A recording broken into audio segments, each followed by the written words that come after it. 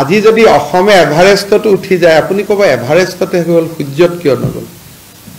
এইটো জয়ন্ত বৰুৱাৰ এটা বেছিক প্ৰব্লেম আছে তেওঁ বেলেগৰ ফেমিলিত উন্নতি হলে তেওঁ কেতিয়াও আনন্দ কৰিব নোৱাৰে যেতিয়ালৈকে নিজৰ ফেমিলিত কিবা এটা নহয় যেতিয়া তেওঁ নিজৰ ফেমিলিত কিবা এটা হয় তেওঁ গোটেই পৃথিৱীখনক মাতি আনন্দ কৰে কিন্তু বেলেগৰ ফেমিলিত কিবা এটা হলে তেওঁ সেলিব্ৰেট কৰিব নোৱাৰে এইটো মানুহজনৰ এটা বেছিক ক্যাৰেক্টাৰৰ প্ৰব্লেম মোৰ লৰাই যদি ফাৰ্ষ্ট ডিভিজন পায় মই যদি তেওঁক ফোন কৰি খবৰ দিওঁ দাদা লৰাটো ফাৰ্ষ্ট ডিভিজন পালে হয় নেকি আৰু তেওঁ লৰাই যেতিয়া সেকেন্ড ডিভিজন পাব দুনিয়াখনক কৈ থাকিম তো এইটো প্ৰব্লেম আছে বেছিক আন্ডাৰষ্টেণ্ডিংত এইটো বাকি দোষ নাই আজি আপোনাক মই কৈছো যে অসমে সেউজিয়া হল আপোনালোকে জাতীয়তাবাদৰ কথা কয় অসম প্ৰেমৰ কথা কয় এইটো তো নিলিখিব লিখিব কি সাবজেক্টৰ টিচাৰ নাই সাবজেক্টৰ টিচাৰ অসমত নাই নেকি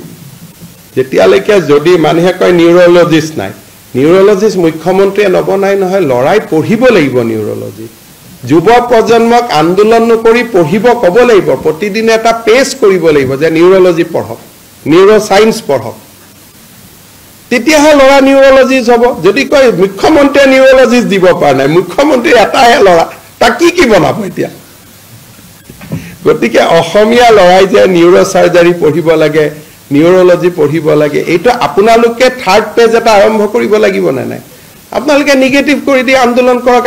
কৰক গতিকে পঢ়িবই নোৱাৰে লৰা ছোৱালীয়ে হয় নহয় গতিকে এই কথাটো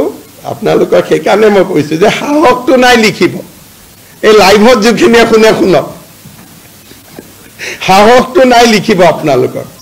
এতিয়া যে খাতি অসমীয়া ল'ৰাকেইটাই নিযুক্তি পালে আপোনালোকেতো নিলিখে পিআৰচিটোহে লিখিব এই যে দাস কলিতা বৰুৱে যে এপইণ্টমেণ্ট লেটাৰ কেইখন আপোনালোকৰ আগত ঢং কৰি লৈ গ'ল বুকু ফিন্দাই সেইটোতো আপোনালোকে নিলিখিব কবাত যদি আগৰৱালা এটা কবাত পায় সেইটো নিউজ হেডলাইন হৈ যাব সেই এইবিলাকৰ সৈতে যোৱা 3 বছৰ মই যুঁজি আছো যে কেনেকৈ অসমখনক এটা পজিটিভ মাইণ্ডছেটত লৈ যাব পাৰো আৰু আজি এইটোৱে প্ৰমাণ যে ভাষ্ট মেজৰিটি সংখ্যাগৰিষ্ঠতা লোক আমাৰ লগত আৰু তেওঁলোকে বিজেপিক ভোট দি আমাৰ লগত থাকিব নালাগে অসমক উন্নত কৰি অসমক সমৃদ্ধিশালী কৰি তেওঁলোকে প্ৰমাণ কৰিছে যে আজি আমি পজিটিভ চিন্তাৰ লগত ধন্যবাদ